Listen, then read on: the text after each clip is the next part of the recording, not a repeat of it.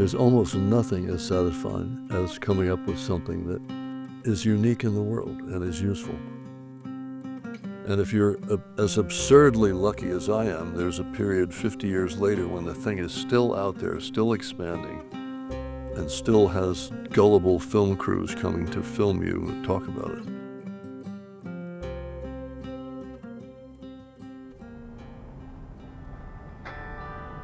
I was sick in bed for 6 months when I was 9 years old, which is a terrible time to be immobilized. And I was not allowed to move or do anything except, shuffle to the bathroom every now and then. But I think it actually was formative for the person I turned into. I read everything. I read our World Book Encyclopedia. And at 9 years old, you remember everything. And it's all still in there. And most of the things that I've invented are that era of Newtonian physics. Inventing was made fun of in the newsreels, in comic books. Donald Duck's uncle, Gyro Gearless, was the most feckless, ridiculous inventor. It did not incentivize you to be an inventor. My dad, he had the boy's life of Edison was given to him by his father, and he gave me his copy of it, which was inscribed to him by his father. And he was an inveterate experimenter. I learned that from that book, that you just can't get to something right away. You have to see, does this part of it work, and does that part of it work, and what happens when those two are put together, and so on, I had to sort of become a thinker because that's all there was. I didn't have a screen to dive into.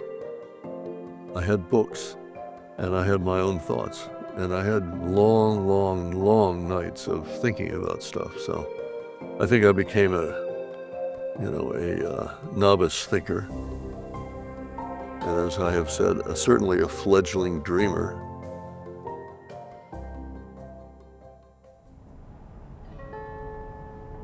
I thought, what do I really want to do? I thought I loved movies. I'd love to get into the movies, and make movies. And I went to the free library and read all the film books in order to become a filmmaker. I loved handheld. I hated the way it looked. I have an interest in looking at the big picture and have spotted a couple of big picture things that were not even thought of, not even dreamed of, which turned out to be industry changing slightly, But the process is, as you say, identifying something that's missing. That's a hugely important inventive act. And then you have to do something about it. In order for it to be an invention, you have to invent the damn thing, and that's a process. In the case of the Steadicam, it involved a series of experiments, and my ambition for it grew as the experiments were successful. And the combination of that incentive and just a hell of a lot of mental activity, sketches, drawings, little models, That was it. Lucky me. All there was think about it, Mo, and either think of it or don't. Could any invention be more fun than this? The arm is a surrogate for your human arm. It has a wrist, and it has a forearm, it has an upper arm, and it even has a shoulder, this last little joint, And so as far as you can reach, down and up, this arm doesn't care. But the effect is pretty fun. The effect means that you can walk and move, and wherever your arms can reach and your feet can take you, this thing is as stable as our human eyes. The first 3 films that I worked on the lucky part was they were all 3 excellent movies, beautifully made, beautifully reviewed, and so on. And Bound for Glory was well regarded, but was nothing like Rocky. Rocky just blew the lid off of everything. Rocky earned 11,000% of its cost the first year. Nominated for 10 Oscars, won 3. And to me, it was a thunderclap because it got around so much all around the world that what I did became known. So Philly and I kind of took our ride on Sly's tailcoat. And we started to hear from people around the world, camera operators, could they get one of these? So yes, Rocky was, first of all, a great object lesson in never giving up, and a whirlwind on its own.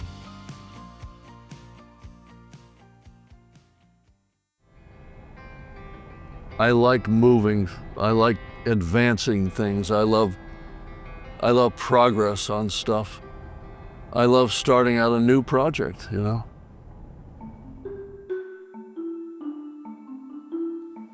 My first patent is 4017, 168. It's like knowing your first phone number, you know? That was for the Steadicam. It took me a while to understand that the idea of inventing isn't just for money or fame or whatever. I mean, obviously, you invent for a goal. In the grandest sense, it's a goal for humanity. You know, in the smallest sense, it's a goal for yourself. It's just personal inventing, which I love. I just love it. The effect is that a problem that you had is gone, and life gets that small percentage point better, you know? I don't worry so much about the commercial applications. Persistence isn't entirely without good sense. Persistence to me means persisting while you've got a shot and while whatever it is still valuable. I didn't become disabled until I was 18 years old. I came down with symptoms of Chiari malformation and craniocervical instability, so I had to have a fusion of my head and my neck, but then there were complications which resulted in an incomplete spinal cord injury. I certainly do cherish mobility for myself. Yes, the Steadicam allows a human operator to deliver this effect, but the Zine allows a human to receive an effect, you know, to be variously liberated, you know, and variously restored. Not just a mobility aid, it literally is like, it's a health improvement device that I think so many people could benefit from, because yeah, it really is. Like for me, that was the gateway to getting, you know, a lot of my mobility back. I am gratified by the success of any of these things, Steadicam, Skycam. The success of the Zine in doing kind of life-altering things is particularly valuable to me.